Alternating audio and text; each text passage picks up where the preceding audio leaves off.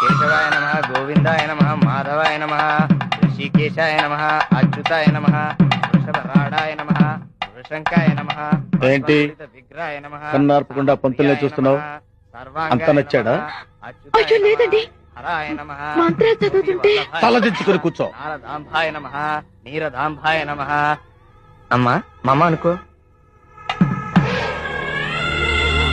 ఏంటి వాడికి చెవిలో చెప్తున్నాడు? మంత్రం అండి. ప్రేమ మంత్రమా?